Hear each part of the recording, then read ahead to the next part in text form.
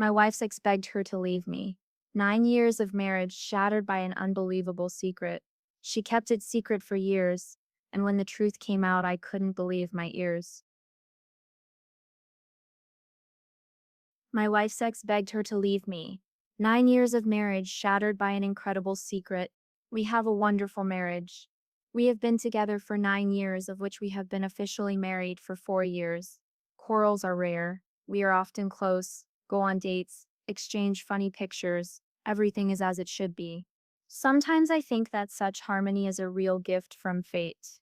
We were recently informed that her ex-boyfriend died due to excessive substance use. Now my wife doesn't have any contact with him, so we just sent our condolences to his family via message. She often meets with friends, and I always support this because I trusted her completely. It seemed to me that such trust was the foundation of our relationship.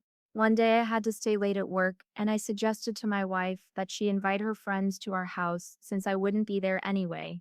But heavy rains started, and our office was released early due to flooding on the roads. I returned home and realized that her friends were already there, so I quietly went into our room so as not to attract attention. I didn't realize then that this evening would change my perception. However, the conversations were quite loud and I couldn't help but hear a lot. At some point, it was about her ex-boyfriend. My wife told me that after 4 years of our relationship, her ex-boyfriend called her. He lived in a trailer and invited her to travel the world with him. She confessed that she packed her things and was ready to leave, but changed her mind at the last moment, choosing the stability that I provided for her. Sometimes I wonder what would have happened if she had made a different choice. I didn't know anything about it. She never told me. And now she's saying that it looks like she just agreed to be with me. One of her friends asked if she had ever regretted her decision, to which her wife replied that she had previously but had not had such thoughts lately. Her words left me feeling strangely like I was a backup. That's probably it, right? I'm not unpredictable enough to intrigue her, and she has to put up with someone like me. That one word keeps running through my head. I wonder how long it will haunt me. I quietly left the house and went to a cafe to put my thoughts in order. But soon she called, asked where I was, and said I needed to be back in half an hour.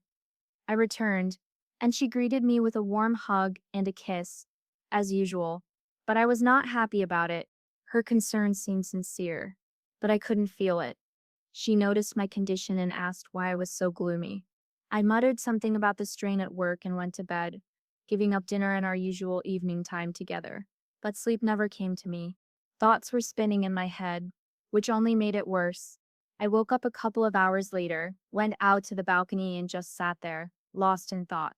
I was thinking that I probably wasn't good enough for her, that I felt like she didn't love me.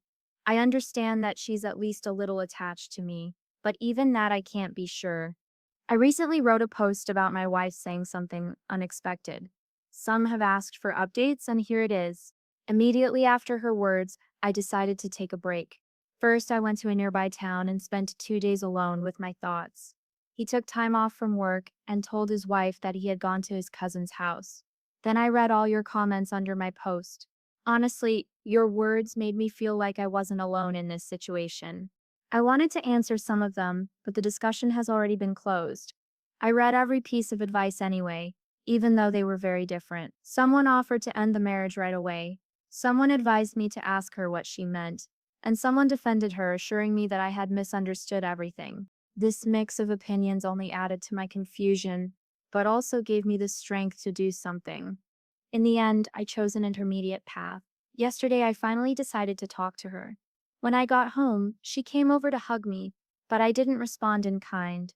At that moment, I just couldn't pretend that everything was okay. She asked what was wrong, and I replied that we needed to have a serious conversation. I asked her to sit down. She noticed my sadness and anxiety, and I asked if she was happy with me.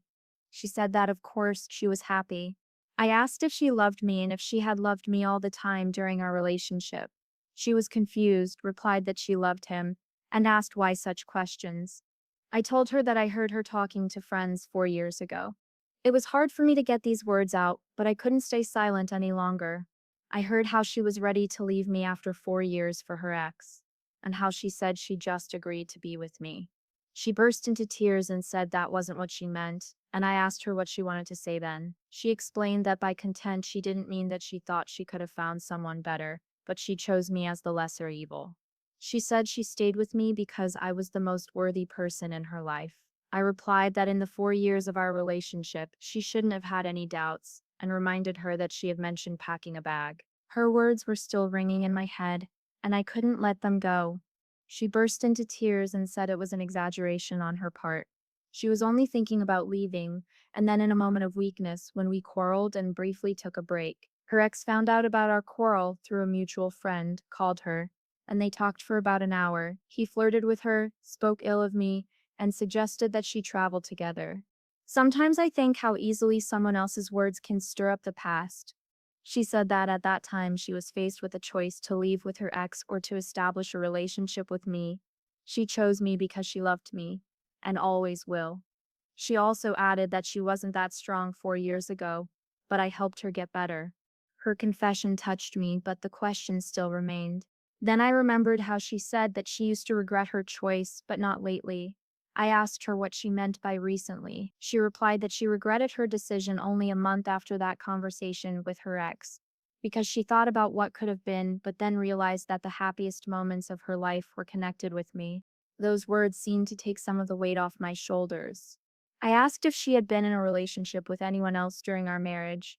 She assured me that she had never cheated on me and was not going to, and I believed her. By this point, we were both crying, and then we just hugged and sat together. At that moment, I felt that we were closer again than before. She apologized for her words and for the way she was 5 years ago. I apologized for eavesdropping on her conversation with friends without telling her and for doubting her feelings for me. I am very glad that it was just a misunderstanding, and I am glad that we were able to come out of it stronger. Some people have said that I should do a DNA test for children, but we don't have children, so it's not a problem. She also mentioned that she might have survivor guilt, so we're going to look into that too. Thank you to everyone who commented and wrote me a personal message. Your advice was very valuable. The next story from Reddit. My own friend convinced my husband that I cheated on him. He kicked me out of our house, and now she finally said she lied. I, a 25-year-old girl, don't even know where to start because I'm completely broken. She and I, 25 years old, a girl, were best friends for more than 10 years until all this happened. She was like a sister to me, my closest person, someone I trusted with all my heart, but I never seemed to mean anything to her. Otherwise, how could she treat me so meanly just because I married the man she wanted? It's important because that's why she did everything.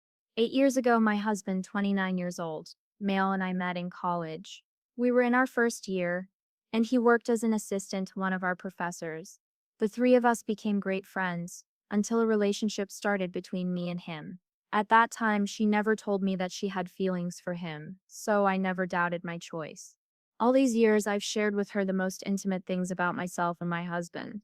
The last thing I told her was the most important thing in my life. I'm expecting a baby. I even informed her earlier than my husband because I did the pregnancy test right in front of her. I trusted her so much. When the result was positive, we both burst into tears because it was a desirable child. She seemed so happy, and now it breaks my heart to realize that it was all a sham. 6 months have passed since that day, and my husband started acting strangely. He was constantly mad at me for no reason, until I got tired of it and decided to find out what was the matter. He said he was angry because he knew the truth. I asked him what he was talking about, and he showed me the so-called evidence of infidelity. These were messages from a dating app between a man and me in quotation marks. Because I had never created this account, someone else created it and used my photos, and those that I never posted online and stored only on my phone, so they couldn't be taken from my social networks. In those messages, I allegedly wrote to this man that I was pregnant and I didn't know if it was his child or my husband's. The messages even discussed recent intimate encounters that I allegedly had during pregnancy and other things that no spouse would want to know about their partner. I told my husband that it was all fake and demanded to explain where he got these screenshots from.